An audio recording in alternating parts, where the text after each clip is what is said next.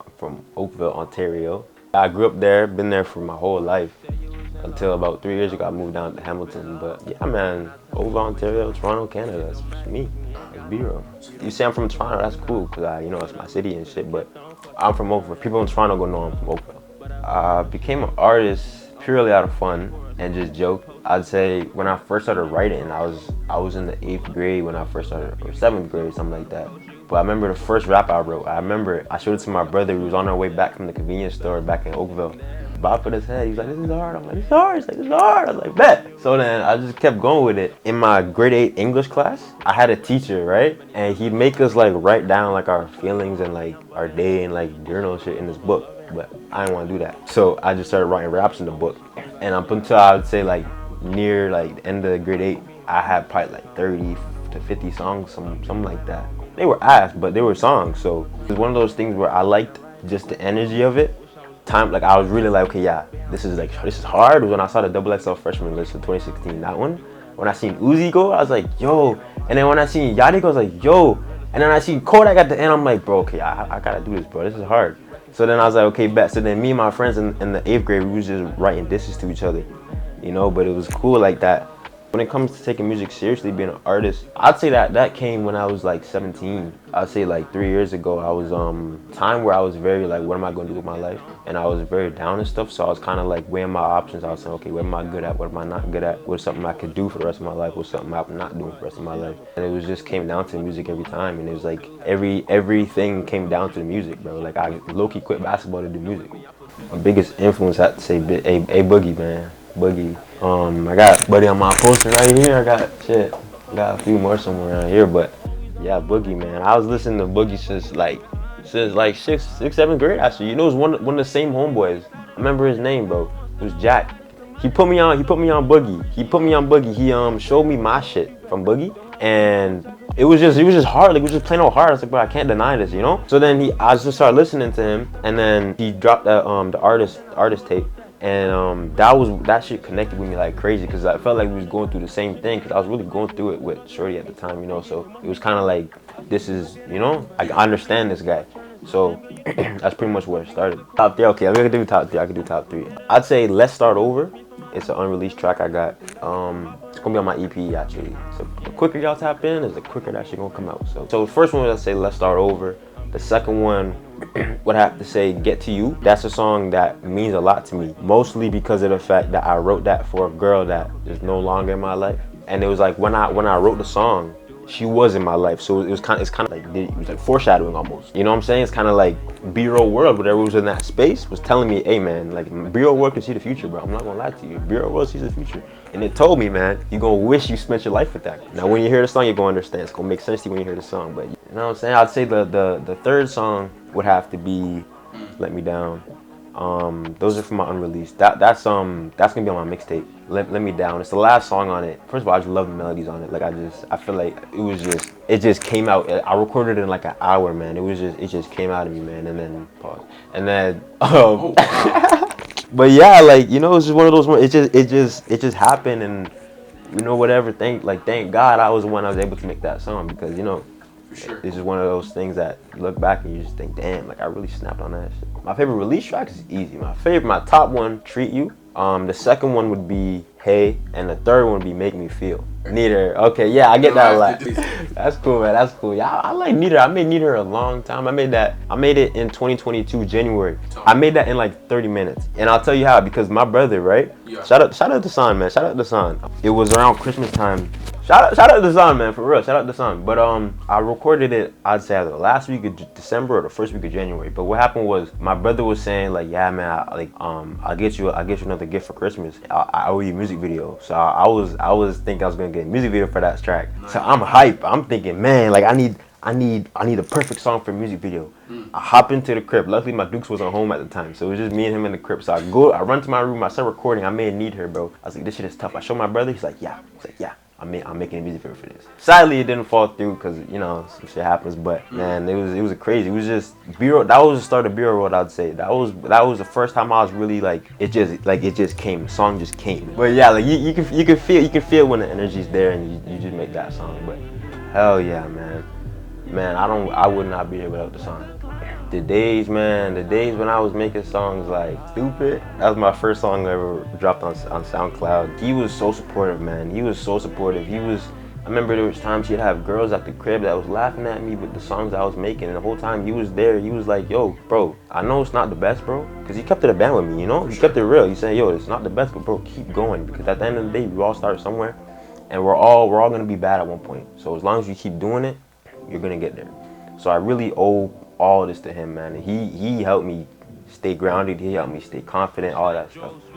Piece of advice would be just to let it happen. It's very vague. It's something people don't really understand. It's whatever creative endeavors, whatever business endeavors, anything you're doing, man. You have to allow what you know how to do to happen. Because once you start getting in the way of it happening, that's when things start to get complicated. There's a lot of songs I made in less than hours. Some songs I made in more than 5 hours. So allow yourself to be patient enough with yourself to have it take 5 hours, but also know you got it enough for it to take 30 minutes. Another piece of advice, what I'd say is from my brother. I'm not gonna lie to you, but he said, being broke is hard, getting rich is hard, choose your heart. That was the first time I ever heard that, and when he told me, I started smiling. I was like, nigga, you right, bro. Like, you fucking right, dog. Like, for real. Like, so might as well just put in the grind, put in the work in, bro. It's the first time I smoked weed. I'll tell you a story. First time I smoked weed, man. It was end of exams. It was like January or something like that, or February, and I'm like, yo. I told my bro, I'm like, yo, trying to ball up. Nigga said, what? Dylan gonna ball up? We go. It's February. So it's -20 outside. We in Canada. So we go outside. Dude, there was probably, I'd say, like 7 of us total. One of the dudes was like, oh, it's too cold, man. We gotta smoke inside somewhere. But you know, we all in high school. We don't really got nowhere to smoke at. One of us' bright idea was to go to a rec center that's right across the street from my school. And this was like after hours, low key, so they kicked the door down, right? Like it was unlocked, obviously, but like he kicked it open, and then there was a guy that was working right beside him. So then the dude's already looking at him cheese, and he's like, yo, like what's going on? Like what's the point of all that? So then our dumbasses decide to go to the change rooms to go smoke in the change rooms, but the doors to the change rooms were actually locked. But that was actually locked. And then one of the other dudes kicked the door down, broke the lock, and he actually bust into the thing. And I don't know why we thought we'd get away with it. I don't know how we thought we'd get away with it, but we started smoking there. Probably 20 minutes go by. 2 white dudes come in. Well, look what we have here. When I heard that shit, I was cheese, bro. I was cheese. I'm like, there's no way we're gonna get booked on some corny ass shit like that. Ain't no way. But luckily, nothing like serious happened out of it, because I guess I was underage, so I kind of should have, been in trouble with some shit. But I guess they didn't really go that deep into it. And this is like the first time I really got in trouble like that, way. The second time was actually very recently.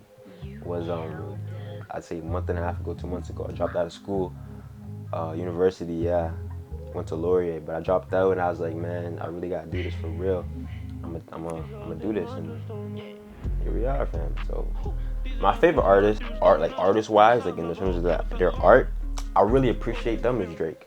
And I say that because I don't really listen to Drake like that, to be honest. But when I do listen to Drake, especially his old stuff, it's like this is very this is something like this was done on purpose. You know what I'm trying to say? It's like you can see the intentions behind it, and that's kind of something I want to emulate, is the intention behind what I'm doing. So I'm saying, just artist-wise, I feel like Drake is very obviously very versatile with that stuff. So I kind of think he's I take a lot of inspiration from that. Same thing with Tory. Tory Lanez is very, very versatile and stuff like that. I fuck with him. But probably like YoungBoy or G-Herbo. I fuck with those two. I just be getting turned, man. I'm sorry, I can't help it, bro. I just be getting turned. So it's just like, if you're talking about favorite listening to a guy, say that, because I just be getting turned. But yeah, I'd say for a feature, favorite artist for a feature, dead or alive, would be PNB Rock, man. Rest in peace, PNB Rock. That was my guy, man. I wish I could do something with him, man. He was hard. He's kind of up there with Boogie. I'm not even gonna lie to you. That whole melodic realm of 2016 to 2019.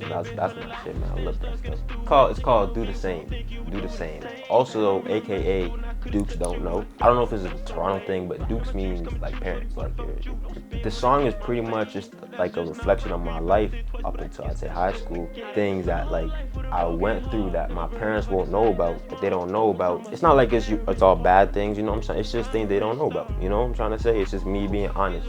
I got to a point with my parents where I'm being a lot more honest with them, so I just kind of made a song as just like a, you know, this is what it is type shit. So it should be coming out this month.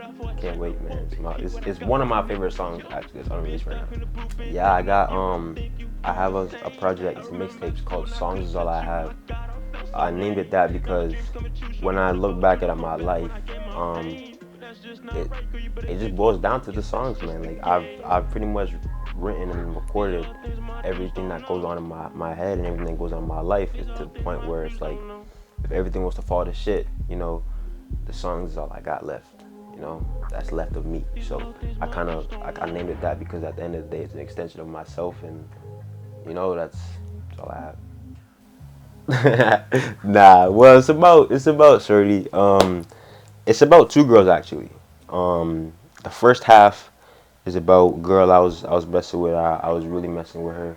Unfortunately, you know, things happen. But yeah. The second girl was it was just a fun thing, man. It was just the vibes was great. Like I said, man,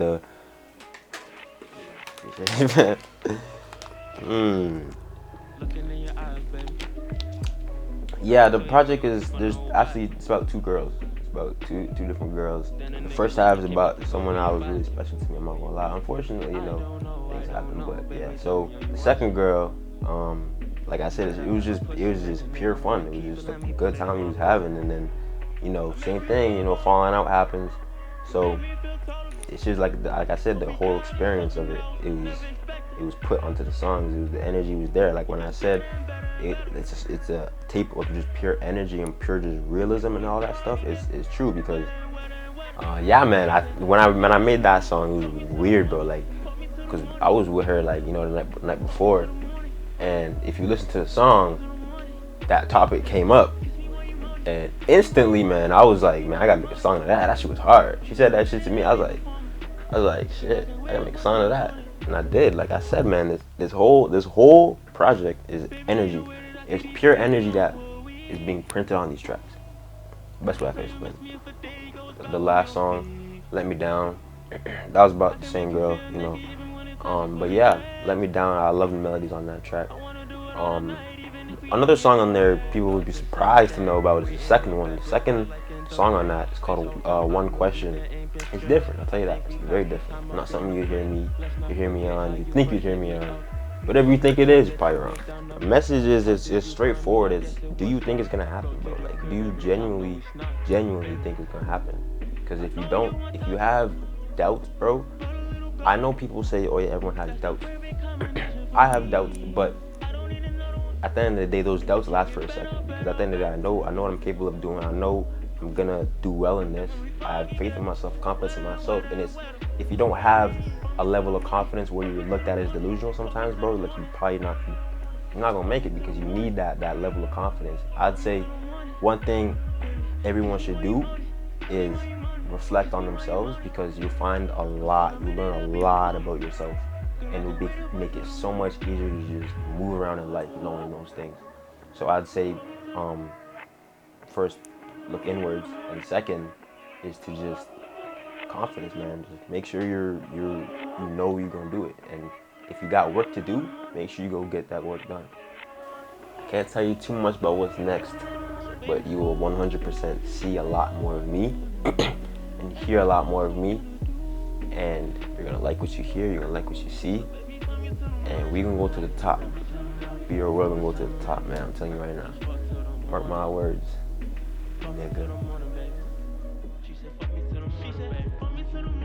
Fuck me to the morning.